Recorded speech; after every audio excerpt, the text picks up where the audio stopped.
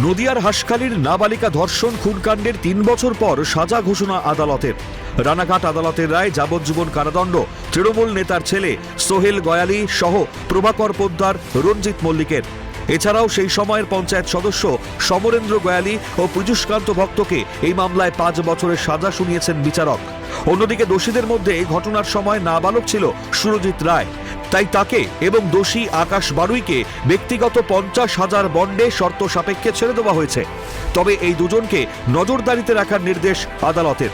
এছাড়া আরও ২ অভিযুক্ত অংশুমান বাগচি ও দীপ্ত গয়ালির ৩ বছরের কারাদণ্ডের নির্দেশ। সোমবারই হাসখালি কাণ্ডে ৯ জনকে দোষী সাব্যস্ত করেছিল রানাঘাট মহকুমা আদালত। মঙ্গলবার হলো রায় ঘোষণা। আর অংশুমান বাগজিকে ২০১-এ ৩ বছর সাজা দিয়েছে, আর ১২০ বিতেও 3 বছর সাজা দিয়েছে। এই প্রত্যেকটা সাজা একই সঙ্গে চলবে। যাবজ্জীবন বলতে কতদিনের যাবজ্জীবন? যাবজ্জীবন যতদিন বাঁচবে। আমৃত্যু। বাবা হচ্ছে সমর গয়ালির 5 বছর হয়েছে, 506 কেসে। কিন্তু আদালতের রায়ে মেয়ের নির্মম মৃত্যুর সুবিচার আদৌ হলো কি? আদালতের সাজা ঘোষণায় আক্ষেপ সন্তানহারা মায়ের। বললেন, মেয়ের মৃত্যুর জন্য যারা দায়ী তাদের জন্য আমৃত্যু কারাদণ্ড যথেষ্ট নয়, ফাঁসির সাজা হলে হয়তো নিত্য এই ক্ষোভের আগুন। আমি খুশি যে আমার মেয়েরে যেভাবে মারিছে, জজ সাহেব যে রায় দিয়েছে রায়তে আমি খুশি না। যদি ফাঁসি হতো আমি খুশি হতাম।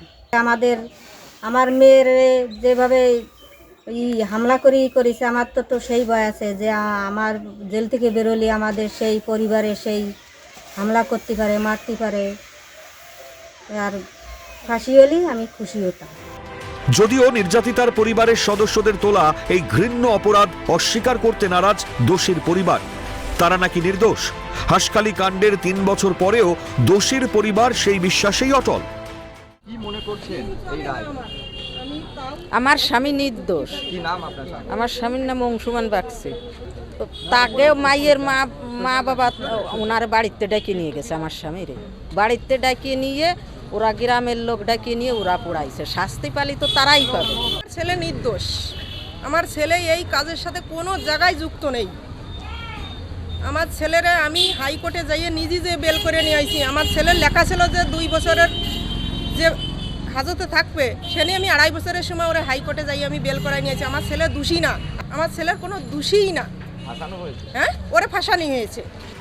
সময়টা 2022। স্থানীয় তৃণমূল পঞ্চায়েত সদস্যের ছেলের জন্মদিনের পার্টিতে নিমন্ত্রিত নাবালিকাকে গণধর্ষণ। পঞ্চায়েত সদস্যের পুত্র এবং তার কয়েকজন বন্ধু মিলে ধর্ষণ করে রক্তাক্ত অবস্থায় বাড়ির সামনে ফেলে রেখে গিয়েছিল নাবালিকাকে। অতিরিক্ত রক্তক্ষরণে নাবালিকার মৃত্যু। প্রমাণ লোপাট ও সত্য গোপনের জন্য তড়িঘড়ি দেহ সৎকারে জোর করা হয়েছিল নির্যাতিতার পরিবারকে। একটা নৃশংস হত্যাকাণ্ড আর ভুরি ভুরি অভিযোগ। আদালতের নির্দেশে তদন্ত শুরু করে সিবিআই। পেরিয়ে গেল বছর 3। অবশেষে রানাঘাট মহকুমা আদালতের রায়ে সাজা হলো দোষীদের, যা মৃতার পরিবারের কাছে গুরু পাপে লঘুদণ্ডের সমান। প্রসেনজিৎ বিশ্বাসের রিপোর্ট, ক্যালকাটা নিউজ।